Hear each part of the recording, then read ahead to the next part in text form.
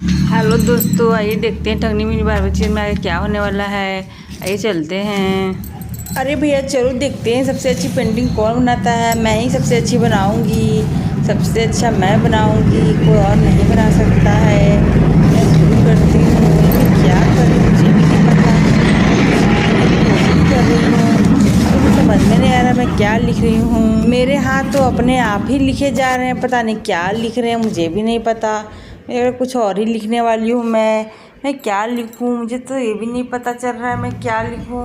पर लिखता ही जा रहा है, लिखता ही जा रहा है, कुछ तो लिखता जा रहा है, पता नहीं क्या लिख रहा है। मुझे नहीं पता क्या लिखेगा, पर लिखा रहा है अपने आप। अरे थोड़ा मैं भी बिंदी लगा लूँ, थोड़ा सिंदूर लगा लूँ, कितना अच्छा है। लाल लाल ये कलर मुझे बहुत पसंद है।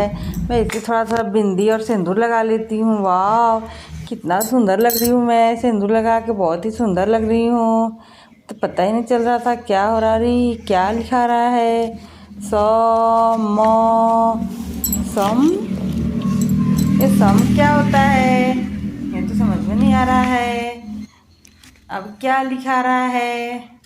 सिम, सिम, अब क्या लिखा रहा है।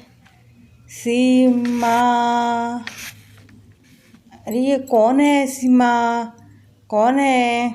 अरे दादी देखिए ना, ये मुझे क्या हो गया है। मैं अपने अपने लिखे जा रही हूँ किसी का नाम। ये सीमा कौन है जो मुझे नहीं पता, पर मैंने कुछ नहीं किया, अपने अपने मेरा हाथ से नाम लिखा गया। ये कौन है हमें भी नहीं पता। तुम्हें पता है क्या भैया, बताओ तो सही ये कौन है। मैंने तो कभी सुना ही नहीं नाम, ऐसा नाम मैंने कभी सुना ही नहीं। कि क्या बोल रही हो रानी, अपने अपने लिखा गया। मुझे तो बहुत डर लग रहा है, मुझे तो कुछ समझ में नहीं आ रहा है। रानी तुम जरूर मजाक कर रही होगी, अपने अपने भला कैसे लिखा सकता है। तो अपने हाथों से लिख रही हो, अब बोल रही हूँ मैं लिखना नहीं चाहती फिर भी लिखा रहा है।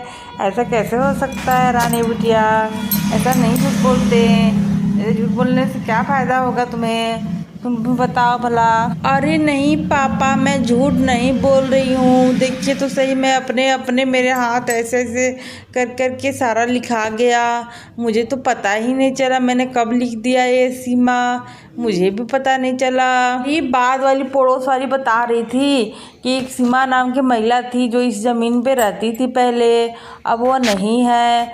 तो वही तो नहीं आ गई है वापस, वो कभी कभी वापस भी आ जाती है। सब बतियाते रहते हैं बगल वाले सब। उसे बच्चे बहुत पसंद थे बचपन से ही, उसके साथ खेलना उसे बहुत पसंद था। वो आ जाती है बच्चों के साथ खेलने और बहुत देर तक खेलती है, फिर चली जाती है। मतलब बातों बातों में खेलती है, लिखा पढ़ी में खेलती है और खेल में भी खेलती है। मुझे तो बहुत डर लग रहा है।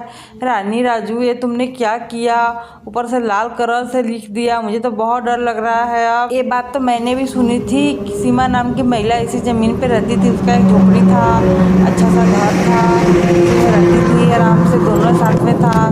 कभी झोपड़ी में रहती थी, कभी घर महल में रहती थी, सब साफ सफाई अकेले करती थी, पूरा घर का काम सारा अकेले करती थी, खाती पीती थी। उसका सारा परिवार कहाँ न कहाँ सारे लोग चले गए, अब वो अकेली रहती थी। फिर रहते रहते पता चला कि वो अपने अकेले अकेले पता नहीं कहाँ गायब हो गई। तब से वो ऐसी ऐसी हरकत करती है, बच्चों के पास आ जाती है, उल्टा पल्टा काम करती रहती है।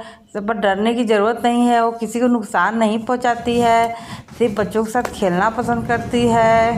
और ये काकी जी पर मुझे तो बहुत डर लग रहा है, मुझे तो समझ में नहीं आ रहा है ऐसा कैसे हो सकता है। कोई मरा हुआ वापस कैसे आ सकता है, अंधरिया में आ जाता है क्या।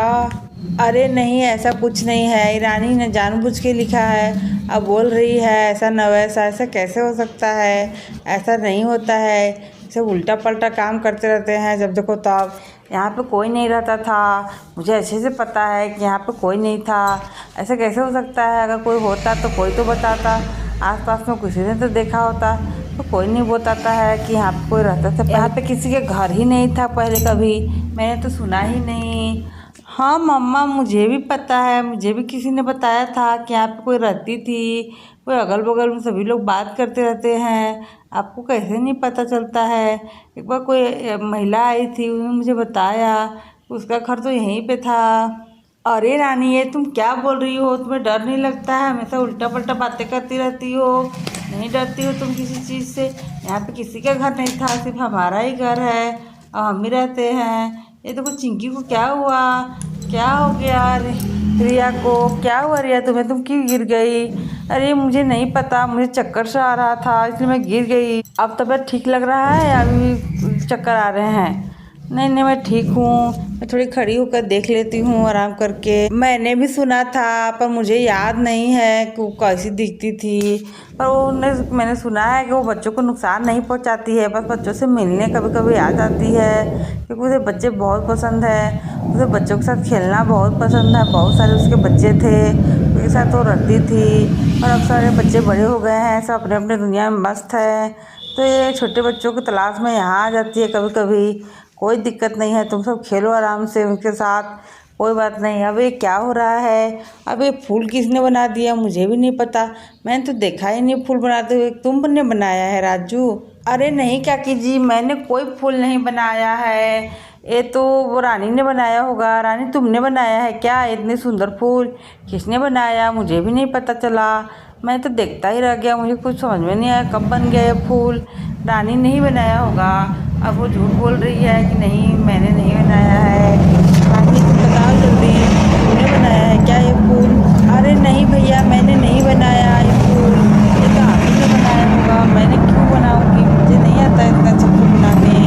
अरे लगता है सीमा जी आई हैं और तुम दोनों के साथ खेल रही हैं। उनके साथ आराम से खेलो, डरने की कोई ज़रूरत नहीं है। तुमने नहीं बनाया तो वही बनाई होंगी, वो भी आ जाती हैं तो आ रही होंगी बार बार।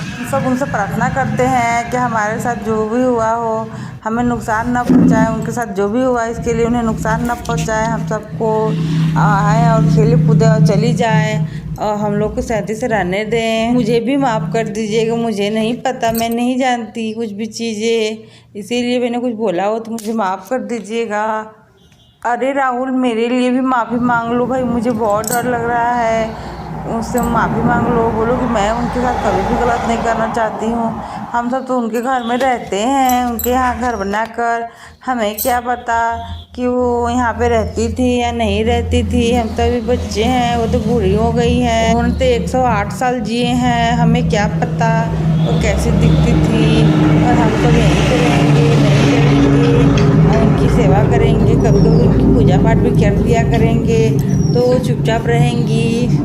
हाँ बच्चे, हम लोग उस पूजा करने प्रार्थना करते हैं, आँख बंद करके प्रार्थना करते हैं तो मन की शांति के लिए, उन्हें अच्छा लगेगा और उनको मन को बहुत शांति होगी। पता नहीं उनके बच्चे कहाँ कहाँ चले गए, सारे आते ही नहीं घर को देखने ना उन्हें देखने, तभी तो वो नाराज़ होती होंगी अपने बच्चों से। बच्चों को ऐसा नहीं करना चाहिए, जब बूढ़े हो जाते हैं लोग तो उनको ध्यान रखना चाहिए। बूढ़े लोग का जब तक वो जिंदा है तब तक उनको अच्छे से ध्यान रखना चाहिए। जब बचपन था तो माता पिता ने बड़े किए हमें, पर हम बड़े हो जाते हैं तो उनकी इज्जत नहीं करते हैं, लोग छोड़ देते हैं। अब पता नहीं, सब बूढ़े लोग अकेले रहना पसंद नहीं करते, उन्हें अच्छा नहीं लगता, इसलिए बच्चों के पास मिलने आ जाते हैं कभी कभी। इसलिए मुझे लगता है कि उन्हें बच्चों से बहुत लगाव हो गया है, तो हमेशा बच्चों की तलाश में रहती है। जहाँ बच्चे दिखते हैं वहीं पे वो अजब अजब हरकतें करती हैं। उनके सारे बेटे वोटे पता नहीं कहाँ रहते हैं, उनके नाती पोता। मैं उनसे बात करूँगी, उन्हें बुलाऊँगी अपने घर और उन्हें अच्छे से पूजा पाठ करवाऊँगी, फिर सारे लोग साथ में रहेंगे आराम से। ठीक है, मैं जाकर बात करूँगा उनके यहाँ, उन्हें मैं समझाऊँगा कि अपने बच्चों का, बड़े लोगों का ऐसा नहीं करना चाहिए। बच्चों को अपने माता पिता के साथ अच्छे से रखना चाहिए, उन्हें ध्यान रखना चाहिए, अच्छे से रहना पीना चाहिए उनके साथ। अंतिम समय में ऐसा कर दिया उन्होंने, इस वजह से वो नाराज़ हो गई हैं, अब हमारे बच्चों को परेशान करती हैं। हम उन्हें बुला लेंगे, प्रार्थना करेंगे, सब ठीक हो जाएगा, अच्छा हो जाएगा, फिर वो आराम से अपने घर रहेंगी। हम